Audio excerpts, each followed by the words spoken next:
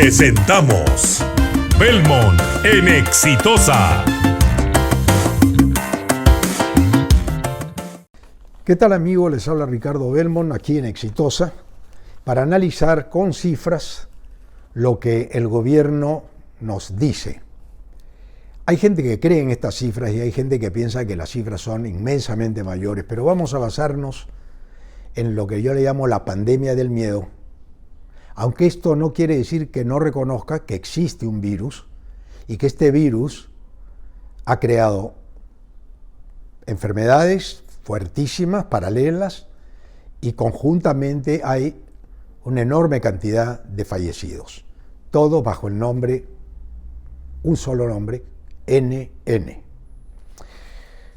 Cuando los nombres son NN, bueno, se establecen dudas, uno no puede saber exactamente cuántos hay, pero me voy a basar en las cifras oficiales para sacar un porcentaje de lo que hoy día nos abruma, nos paraliza y tiene al país al borde del colapso económico. Después voy a leer las cifras económicas.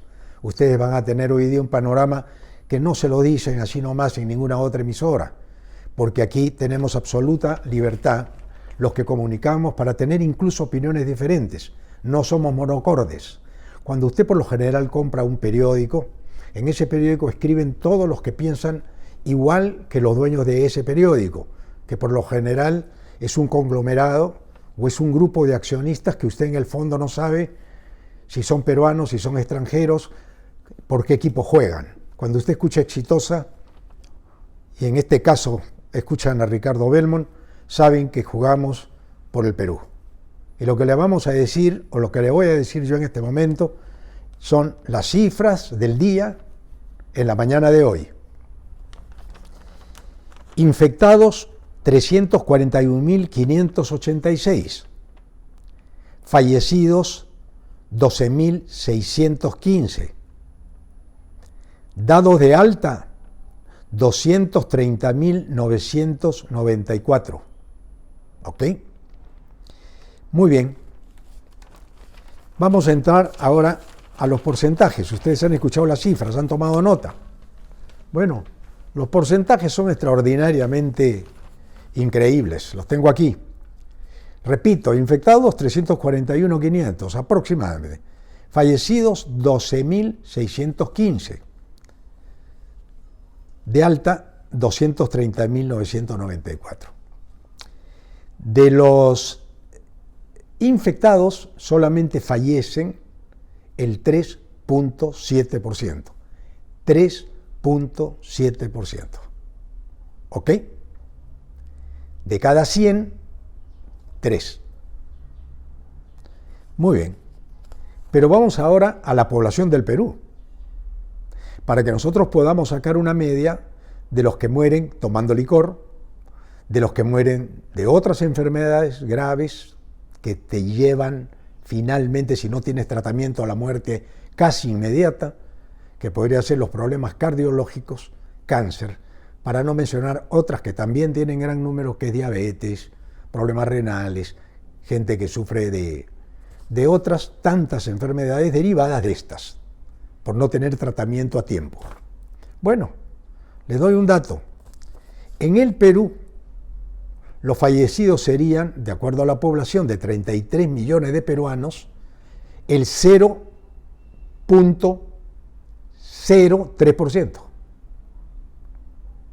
Fíjense ustedes de lo que estamos hablando. 0.03%.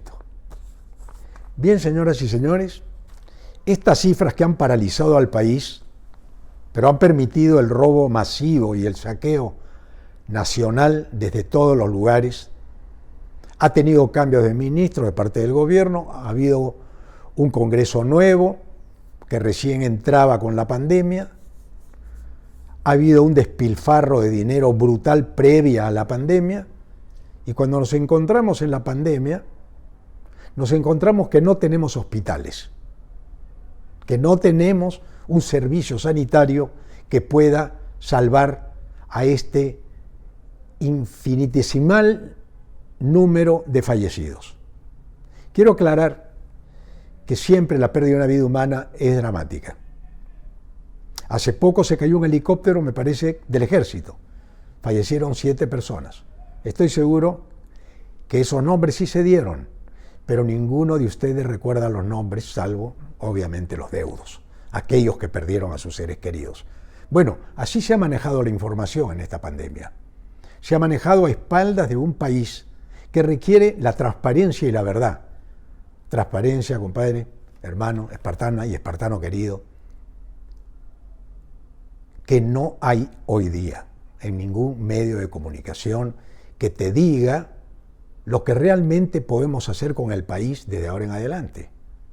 Porque el país se encuentra quebrado económicamente, quebrado. Se encuentra sanitariamente quebrado. Y se encuentra moralmente muy golpeado.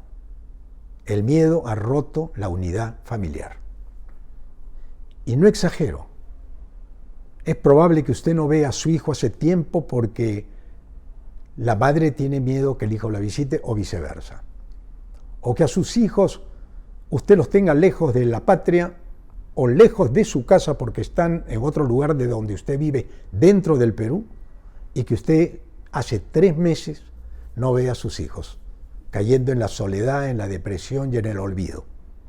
Si usted vive con ellos, usted es una persona mayor y tose, automáticamente quieren llevarlo al hospital y lo separan, lo aíslan porque piensan que usted tiene COVID. Si a usted le duele el pecho, usted tiene un síntoma cualquiera de los 7, usted está con COVID. Pero ya nadie cura otras enfermedades.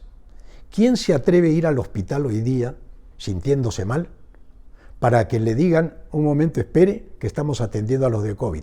Pero tal vez no hay nadie que te atienda, porque en el hospital pareciera que nadie se muere de nada más que de COVID.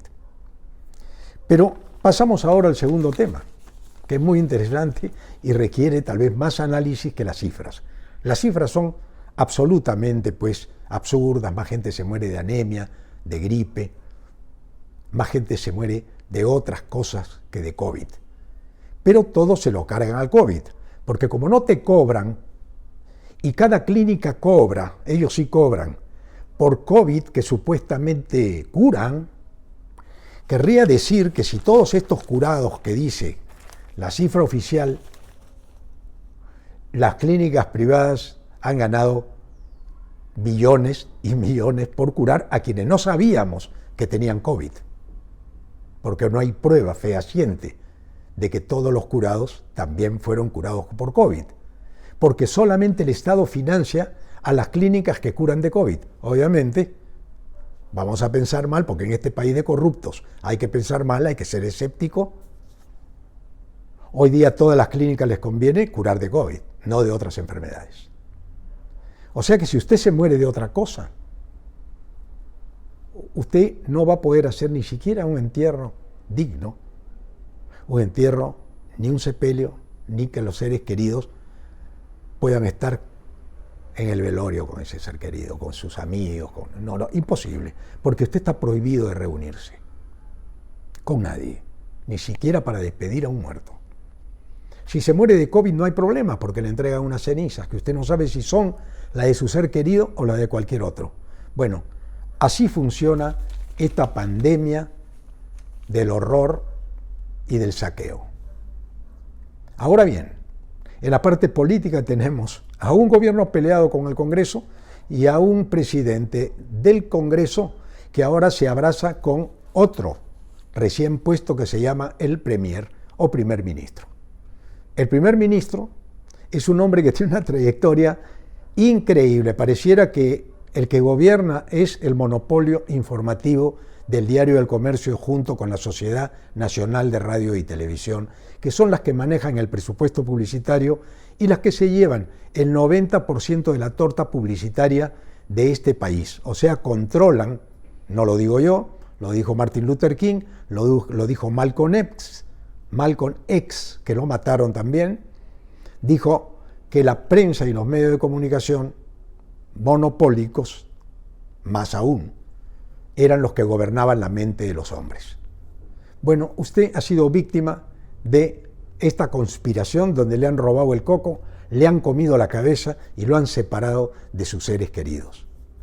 A usted le han puesto el virus del miedo. Y ahora, el gobierno nuevo, con este flamante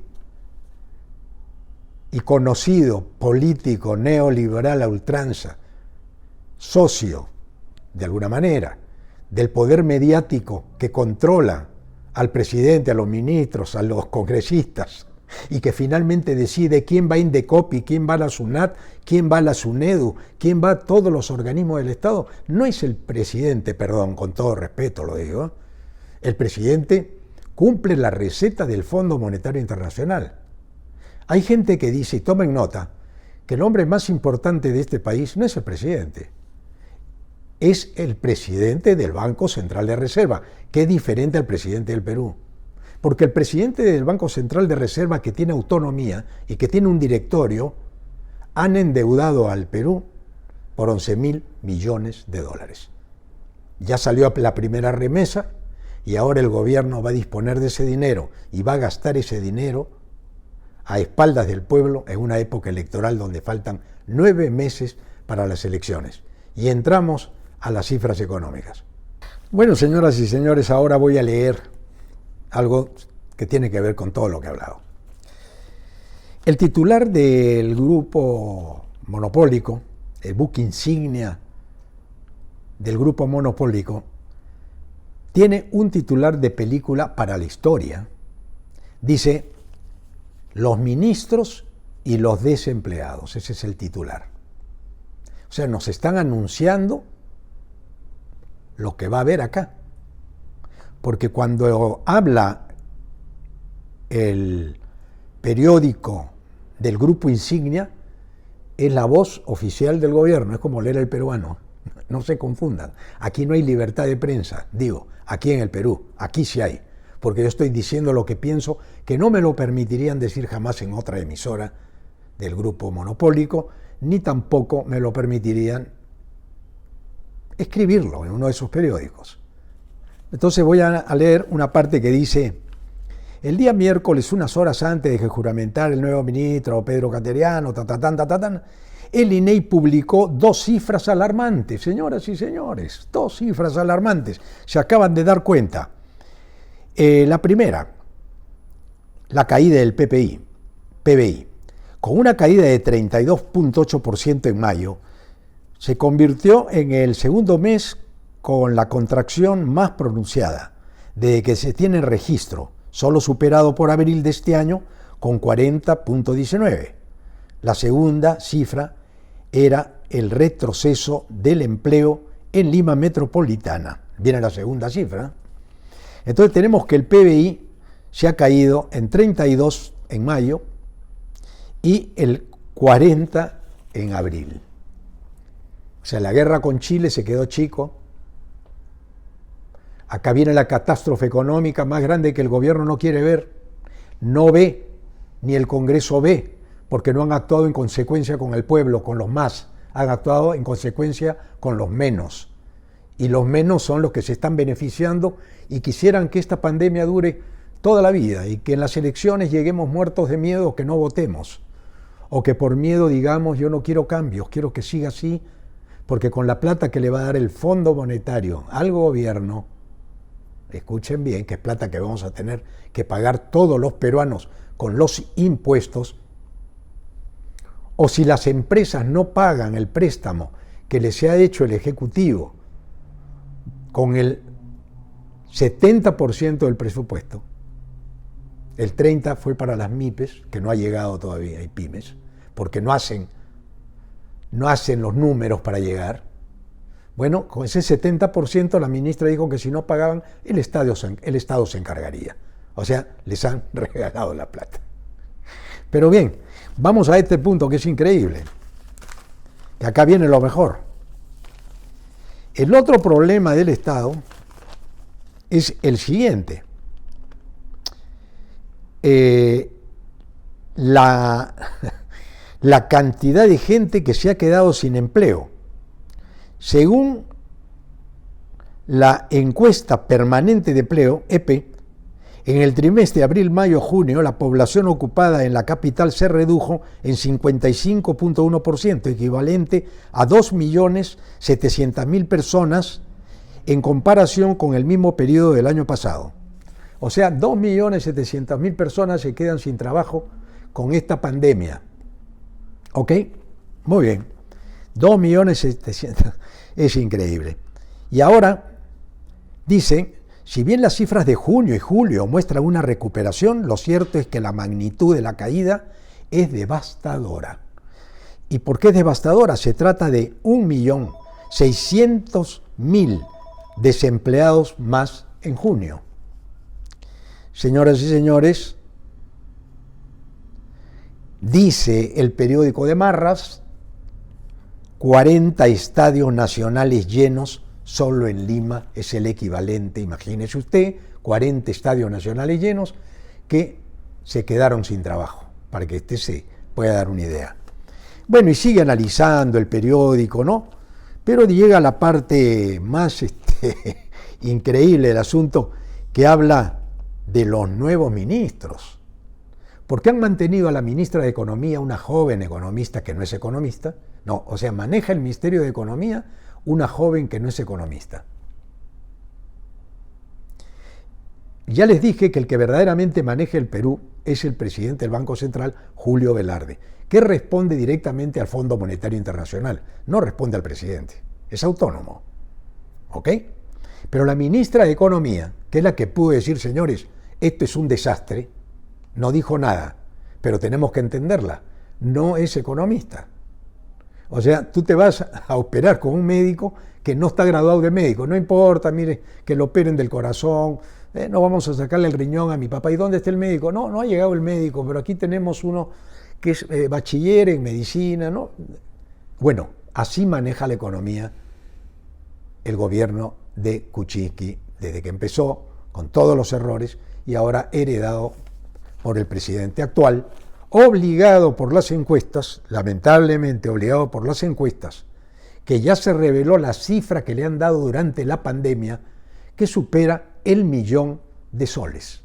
O sea, durante la pandemia, las encuestas Ipsos apoyo del mismo grupo hegemónico, dominante, monopólico, que es el que establece quién debe ir y quién no debe ir a los ministerios, esos han cobrado más de 1.000.000 y se habla entre 1.000.000 y 1.5 millones de soles durante la pandemia. Yo dejo la cifra para que ellos mismos me desmientan, porque pueden decir, no, no es así, mandar una carta, Ricardo Belmont ha mentido.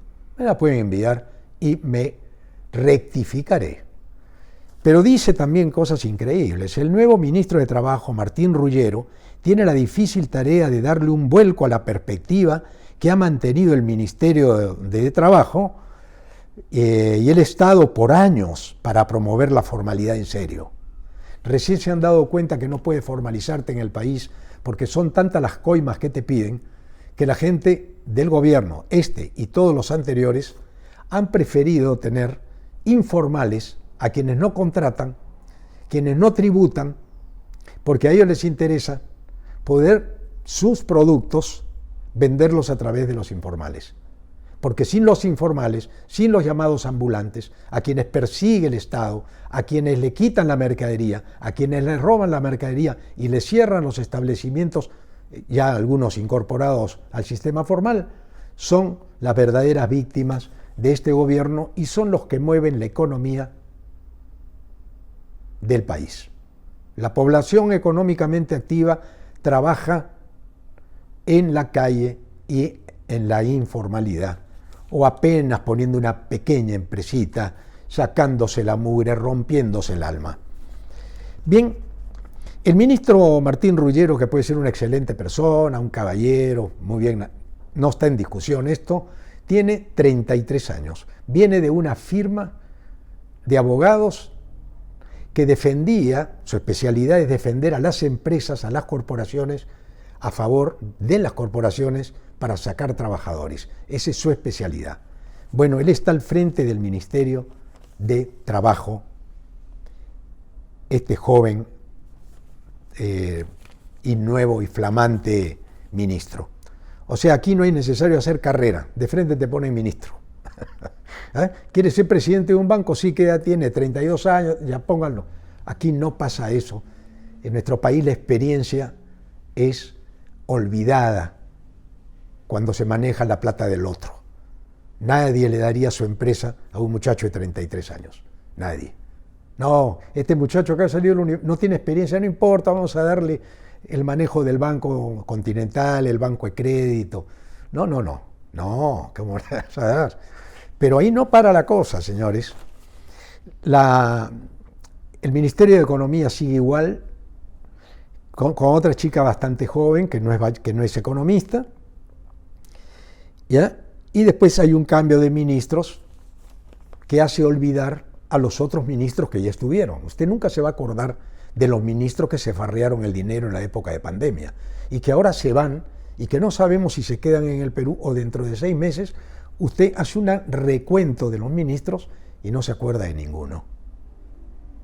Porque los ministros pasan por el Estado, disponen del dinero y después desaparecen de escena. Como lo hacen los candidatos que pierden las elecciones también, que de pronto desaparecen de escena. Y solamente aparecen en época electoral. O sea que prepárense un momentito, porque lo que voy a decir también es el remate de este periódico de Marras. Dice, desde esta crisis, esta es la parte más linda, ningún país va a salir indemne. El mundo no volverá a ser el mismo de antes por un tiempo indefinido y en consecuencia el mercado laboral tampoco. O sea, no importa que te quedes sin trabajo, ¿no? Arréglatelas. No hablan de cómo reconstituir la economía, no hablan de eso. Hablan de que hay que pelearla y hay que ver cómo salimos de esta. Muy bien, y acá. En el Perú, para promover la creación de empleo formal, se deben primero romper los paradigmas que nos han atado a la informalidad masiva por décadas. Si no nos dimos cuenta de ello antes del COVID-19, este es un buen momento para ponerlos seriamente en discusión. O sea, cuando este gobierno está por irse, se pone en discusión porque se acaban de dar cuenta que la gente del comercio informal es el que mueve la economía de nuestro país. Se acaban de dar cuenta. Pero voy a terminar con una pequeña anécdota muy triste. Hoy día salieron a comprar pan de mi casa, mi señora, con la chica que trabaja aquí. Muy bien. Las 3 panaderías cerradas cerca de mi casa aquí en Chorrillos, repito, cerradas, no podían atender.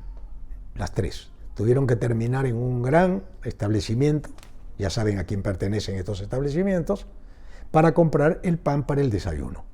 Lo mismo seguramente ha sucedido cerca de su barrio o en su barrio, y usted se está dando cuenta de la cantidad de negocios que están cerrando, porque el gobierno no le interesa que cierren los pequeños negocios, porque la idea es que los grandes ganen la plata que han perdido en estos 3 meses, que los chicos quiebren y debido a los altos intereses que usted tiene que pagar por los préstamos, si los tiene y si los hizo, y que no podrá hacerlo porque son los más altos, no de América Latina, del mundo, los intereses que usted paga por una deuda en el banco. Ante esta situación extraña y rara, tenemos a un primer ministro cuestionado, pero que hoy día maneja el avión en la cual estamos sentados todos los pasajeros con pilotos que no tienen mayor experiencia y otros involucrados en la más alta corrupción de la historia.